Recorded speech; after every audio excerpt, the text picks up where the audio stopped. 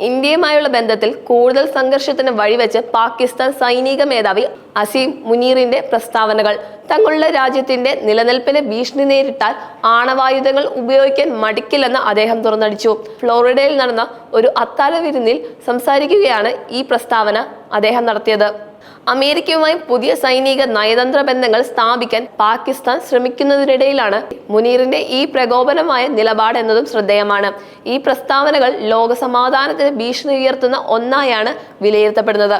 ഈ പ്രസ്താവനകൾ പാകിസ്ഥാന്റെ രാഷ്ട്രീയ നേതൃത്വത്തിന്റെയും സൈനിക നേതൃത്വത്തിന്റെയും നിലപാടുകളിലെ വൈരുദ്ധ്യം വ്യക്തമാക്കുന്നു. സമാധാനപരമായ സഹവർത്തിത്വത്തെക്കുറിച്ചും സംസാരിക്കുമ്പോൾ തന്നെ മറുവശത്ത് ആണവ ഭീഷണികൾ മുഴക്കുന്നത് അന്താരാഷ്ട്ര തലത്തിൽ പാകിസ്ഥാന്റെ വിശ്വസ്തതയെ ചോദ്യം ചെയ്യുന്നു. ഇത് മേഖലയിലെ സ്ഥിരതയും സുരക്ഷയും സാരമായി ബാധിച്ചേക്കാവുന്നതാണ്. അണക്കെട്ടുകൾ തകർക്കുമെന്ന അസീം മുനീറിന്റെ പ്രസ്താവന 1960 ഒപ്പുവെച്ച സിന്ധു നദീജല കരാറിന്റെ ലംഘനമാണ്. ഈ കരാർ അനുസരിച്ച് ഇരു രാജ്യങ്ങളെയും നദീജല ഉപയോഗിക്കാനുള്ള അവകാശങ്ങളുണ്ട്. എന്നാൽ ഇന്ത്യ സിന്ധു നദിയിൽ അണക്കെട്ട് നിർമ്മിച്ചാൽ മിസൈലുകൾ ഉപയോഗിച്ച് തകർക്കുമെന്ന ഭീഷണി. അന്താരാഷ്ട്ര നിയമങ്ങളെയും ഉടമ്പടികളെയും തള്ളിക്കളയുന്ന ഒരു നിലപാടാണിത്. ഈ പ്രസ്താവനകൾ സിന്ധു നദീജല കരാറുമായി ബന്ധപ്പെട്ട ഭാവി ചർച്ചകളെ സാരമായി ബാധിക്കാൻ സാധ്യതയുണ്ട്. നദീജലം ഒരു രാഷ്ട്രീയ ആയുധമായി ഉപയോഗിക്കുന്നതിന്റെ ഈ പ്രസ്താവനകൾ നൽകുന്നു. ഈ വിഷയത്തിൽ അന്താരാഷ്ട്ര ഇടപെടൽ ആവശ്യമായി വന്നേക്കാം. നദീജലം സംബന്ധിച്ച് തർക്കങ്ങൾ പലപ്പോഴും യുദ്ധങ്ങളിലേക്ക് നയിച്ചിട്ടുണ്ട്. ഈ സാഹചര്യത്തിൽ ഇരു രാജ്യങ്ങളും തമ്മിലുള്ള നയതന്ത്ര ബന്ധങ്ങൾ കൂടുതൽ വഷളാക്കാനുള്ള സാധ്യത വർദ്ധിക്കുന്നു. അമേരിക്കൻ മണ്ണിൽ വെച്ച് നടത്തിയ ഈ പ്രസ്താവനകൾ വലിയ രാഷ്ട്രീയ പ്രാധാന്യമുണ്ട്. യുഎസുമായി അടുക്കാൻ ശ്രമിക്കുന്ന ഒരു രാജ്യത്തിന്റെ സൈനിക മേധാവി മറ്റൊരു രാജ്യത്തിനെതിരെ ആണവ ഭീഷണി മുഴക്കുന്നത് യുഎസ് രാഷ്ട്രീയത്തെയും നയതന്ത്രത്തെയും ബാധിക്കുന്ന കാര്യമാണ്. യുഎസ് ഭരണകൂടം ഈ പ്രസ്താവനകളെ എങ്ങനെ വിലയിരുത്തുന്നു എന്നത് നിർണായകമാണ്. ഇത് പാകിസ്ഥാനുമായുള്ള യുഎസ് ബന്ധത്തിന് പുതിയൊരു വഴിത്തിരിവിന് കാരണമായേക്കാം. ഈ പ്രസ്താവനകൾ പാകിസ്ഥാന്റെ ആണവായുധത്തെക്കുറിച്ചും ആണവായുധങ്ങളുടെ സുരക്ഷയെക്കുറിച്ചും അന്താരാഷ്ട്ര സമൂഹത്തിൽ ആശങ്കയുണ്ടാക്കിയിട്ടുണ്ട്.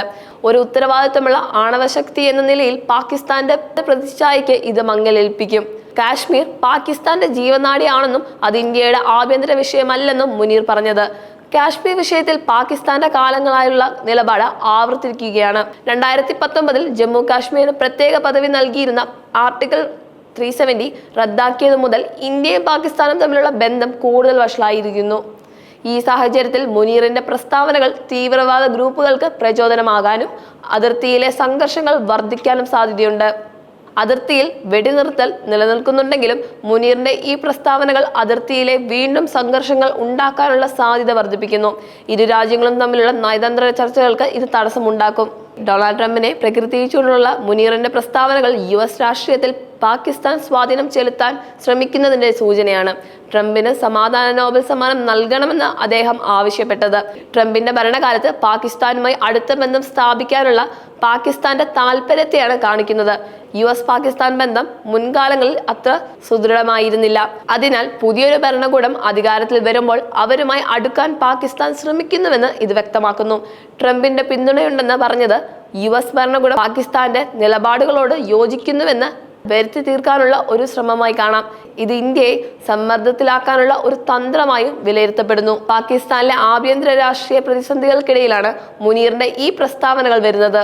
രാജ്യത്തെ സാമ്പത്തിക പ്രതിസന്ധി, രാഷ്ട്രീയ അനിശ്ചിതാവസ്ഥ തുടങ്ങിയ വിഷയങ്ങളിൽ നിന്ന് ജനശ്രദ്ധ മാറ്റാൻ ഇത്തരം പ്രസ്താവനകൾ സഹായിക്കുമെന്ന് സൈനിക നേതൃത്വം വിശ്വസിക്കുന്നുണ്ടായേക്കാം. ഇന്ത്യയോടുള്ള ശത്രുതാപരമായ നിലപാട് ഉയർത്തിക്കാട്ടുന്നത് സൈന്യത്തിന്റെ ആഭ്യന്തര പ്രതിച്ഛായ വർദ്ധിപ്പിക്കാൻ സഹായമാകാം. ഇത്തരത്തിലുള്ള പ്രസ്താവനകൾ വഴി രാജ്യത്തെ ദേശീയതയുടെ വികാരം ആളിക്കത്തിക്കാനും രാഷ്ട്രീയ പ്രതിസന്ധിയിൽ നിന്ന് രക്ഷപ്പെടാനും സൈനിക നേതൃത്വം ശ്രമിക്കുന്നതായി രാഷ്ട്രീയ നിരീക്ഷകർ കരുതുന്നു. എന്നാൽ ഈ നീക്കങ്ങൾ രാജ്യത്തെ കൂടുതൽ അപകടത്തിലാക്കാനുള്ള സാധ്യതയുണ്ട്.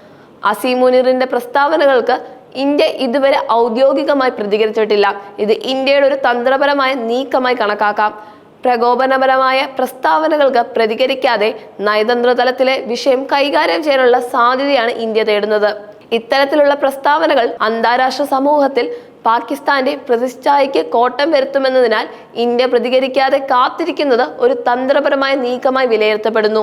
പ്രതികരിക്കാതിരിക്കുന്നത് പാകിസ്ഥാന്റെ പ്രകോപനങ്ങൾക്ക് വഴങ്ങുന്നില്ല എന്ന സന്ദേശം നൽകാനും ഇന്ത്യക്ക് സഹായകമാകും. എങ്കിലും അതിർത്തിയിൽ അതീവ ജാഗ്രത പുലർത്താനും ഭാവിയിലെ ഏത് സാഹചര്യത്തെയും നേരിടാൻ തയ്യാറാണെന്നും ഇന്ത്യ സൂചന നൽകുന്നുണ്ട്. ഒരു ആണവശക്തിയുടെ സൈനിക മേധാവി ആണവ യുദ്ധത്തിന് ഭീഷണി മുഴക്കുന്നത് ആഗോള സുരക്ഷയ്ക്ക് വലിയ വെല്ലുവിളിയാണ്. ആണവായുധങ്ങളുടെ നിയന്ത്രണത്തെയും പ്രചാരണത്തെയും കുറിച്ചുള്ള അന്താരാഷ്ട്ര ഉടമ്പടികളെ ഇത് ദുർബലപ്പെടുത്തുന്നു. ഇത്തരത്തിലുള്ള പ്രസ്താവനകൾ മറ്റ് രാജ്യങ്ങളെയും ആണവായുധങ്ങൾ നേടാൻ പ്രേരിപ്പിച്ചേക്കാം.